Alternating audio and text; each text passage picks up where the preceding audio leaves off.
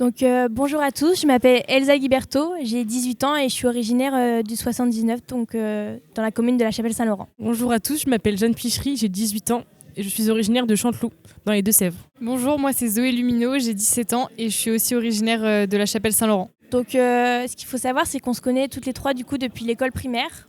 On s'est rencontrés du coup quand on était toute petite dans l'école privée de la Chapelle-Saint-Laurent. On s'est retrouvés après au lycée toutes les trois dans le même établissement et Zoé avait évoqué l'envie de réaliser un voyage humanitaire. Et du coup, pour la soutenir et l'accompagner et aussi pour rassurer ses parents, on s'est liés à elle et on s'est greffé à son projet toutes les deux. Du coup, on est partis toutes les trois l'été dernier. Alors, on a officiellement commencé la création du projet en janvier 2022. On a effectivement été voir Mathieu Baudin, qui est référent jeunesse sur le territoire du Mont-Coutantais. Et il nous a accompagnés durant toute la durée de notre projet. Donc on a recherché en fait des organismes qui proposaient des missions humanitaires sur Internet. Et on a trouvé l'organisme Project Abroad. Et les missions qu'ils proposaient nous plaisaient, notamment celle en Argentine en lien avec l'aide à l'enfance. Donc on a décidé de choisir cette mission et on a commencé à la construire et à financer le projet en se rattachant à l'association Famille Rurale de la Chapelle-Saint-Laurent. Parce que pour monter un projet comme ça et trouver des fonds, il faut être rattaché à une association. Alors nous, on a commencé la création de notre projet en janvier 2022, ce qui a fait 1 an et demi entre le début du projet et le départ pour Cordoba. Il faut monter des dossiers, obtenir des subventions, obtenir aussi de l'argent. Et il faut aussi, donc, pour obtenir de l'argent, faire des actions d'autofinancement, les séparer dans les mois et profiter des événements que nous proposent nos communes. Alors nous, on a monté des dossiers. Donc on a eu Beaugage, la région aussi. Et donc la région, par exemple, c'était un passage devant le jury en visioconférence qu'on a eu un lundi matin au lycée. Et donc ça a duré environ 1 heure. Et il fallait ici qu'on parle de notre projet, quel était le but, le financement, comment on allait le financer. Et il fallait aussi que ça corresponde à un sujet du monde. Enfin, par exemple, nous, là, c'était l'enfance. Vu que c'était la région, en fait, ils ne peuvent pas soutenir tous les projets qui leur sont proposés parce qu'ils ne peuvent pas aider tout le monde forcément. Donc, il faut défendre vraiment son projet et il faut répondre, comme Jeanne l'a dit, à une thématique sur laquelle ils apportent des financements. Donc, nous, vu que notre thématique, c'était l'enfance, il fallait qu'on défende le fait qu'on allait dans un pays où il y avait une enfance qui était fragilisée parce que c'est dans un quartier défavorisé. Donc, nous, vraiment, on a défendu ça, notre intérêt là-bas et tout ce qu'on allait leur apporter. Du coup, initialement, on avait un budget de 11 300 €, tout compris, donc billets d'avion, logement sur place, etc. Et au final, avec l'inflation qu'on a connue à cette époque, etc., et puis toutes les choses qui se sont rajoutées au projet, on est monté à un budget de 13 000 € pour 3 personnes durant 2 semaines. Du coup. Le dossier évolue, les objectifs changent aussi, se peaufinent, etc. Alors du coup, nous, on est parti le 4 août 2023. Et donc on est parti de l'aéroport Paris-Charles de Gaulle. On a eu 13 heures de vol pour aller à Buenos Aires.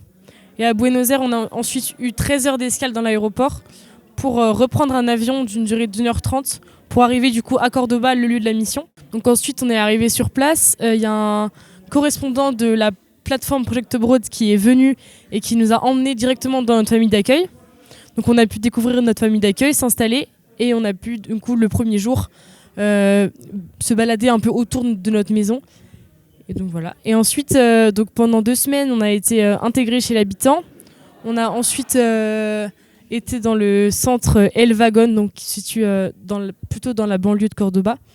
Donc pour s'y rendre, on avait une petite demi-heure de bus tous les matins. Et ensuite, donc on exerçait notre mission sur place. On était avec des enfants qui étaient âgés de 6 mois à 4 ans. Et donc, on s'occupait d'eux, on faisait des activités. On était en fait un soutien pour les enseignantes, pour les nourrices qui étaient là-bas. Et donc, on les accompagnait tout au long de la journée. C'était une garderie.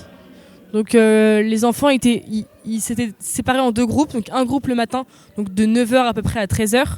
Et un second groupe, donc de 13h30 à 18h. Alors, à la base, notre mission, donc, elle était proposée par l'organisme Project Abroad et en fait, dans les missions principales qu'on allait avoir là-bas, c'était vraiment accompagner les enfants dans leurs activités quotidiennes, leur apprendre aussi les notions d'hygiène de base, donc le lavage des mains avant le repas, etc. Et du coup, les accompagner aussi dans le repas et surtout soutenir les nourrices du coup, qui sont en sous-effectif pour le nombre d'enfants qu'elles ont à charge. Alors au niveau de la famille d'accueil, ça s'est super bien passé. Comme Jeanne l'a dit, on a été accueillis par eux dès le samedi, dès qu'on est arrivé en fait. Et on s'est tout de suite super bien entendu avec eux. Ils ont été super accueillants, super gentils. On s'est vraiment senti comme si on était chez nous, quoi. Et ils se sont vraiment bien occupés de nous. Et là, au début, on avait un petit peu peur pour la barrière de la langue. Mais au final, on réussissait à se faire comprendre. On arrivait à avoir des discussions avec eux et à partager de bons moments ensemble. Donc c'était vraiment sympa. En fait, on a été accueillis par un couple d'Argentins, donc Viviana et Raoul. Et c'est surtout la dame qui accueille. Et en fait, elle fait ça depuis super longtemps. Elle accueille des gens d'un peu partout qui viennent faire des années de césure dans les universités argentines ou des jeunes comme nous qui font du volontariat. Donc à côté de notre mission, du coup, on a pu découvrir la ville plus d'un point de vue culturel. On a pu se balader dans la ville, découvrir des façons de vivre, des façons de faire, une nouvelle culture. On a pu échanger aussi avec d'autres volontaires qui étaient du coup sur place pour d'autres missions avec Project Abroad. Du coup, c'était un mélange de culture, de nationalité. On a pu comparer plein de choses ensemble et c'était très intéressant. Et du coup, à côté de ça, voilà, on s'est déplacé aussi pour découvrir un peu la province aux alentours de Cordoba.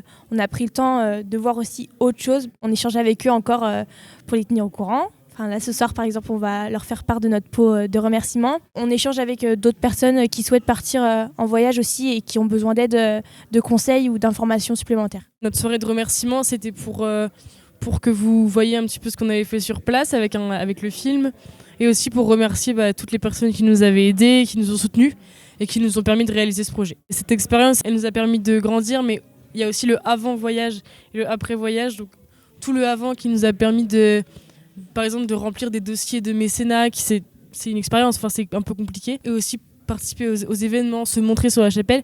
Et aussi notre compétence orale à parler devant les gens. Ce projet, il nous a fait grandir, il nous a permis de voir les différentes facettes du monde, que tout le monde n'a pas la même chance. Pour l'instant, d'un point de vue personnel, moi, pas forcément. Genre là, on va peut-être faire une petite pause, laisser couler les choses, reprendre un peu nos études du coup d'un point de vue personnel. Mais après, peut-être que Zoé, je pense, ça l'intéresserait peut-être vu que c'était une initiative de sa part au départ. Puis moi, une expérience comme ça a marqué quand même. Du coup, ça me tenterait bien aussi de repartir, mais dans un autre domaine, peut-être pourquoi pas sur la cause animale, etc. Moi, depuis que je suis petite, j'ai toujours voulu faire un voyage humanitaire. Et là, c'est vrai que je pensais pas vraiment le faire à ce moment-là. En fait, je m'imaginais plutôt le faire après mes études. Et au final, l'occasion s'est présentée, l'opportunité, et je me suis dit pourquoi pas. Donc après, avec les filles, c'était encore mieux finalement, parce qu'à 3, il y a plein de choses qui font qu'on se complète et que du coup, ça avance mieux et plus vite aussi. En fait, c'est rassurant sur plein de choses. Parce que donc déjà tout le avant projet en fait, parce que rien que faire des dossiers, participer à des événements quand on est tout seul, c'est pas du tout pareil que quand on est 3. Et puis en étant sur place aussi, on est quand même dans un autre pays, on parle pas la langue, c'est compliqué. Donc à 3, on peut toujours se soutenir. On aimerait encourager les jeunes comme nous à s'engager dans un projet comme ça.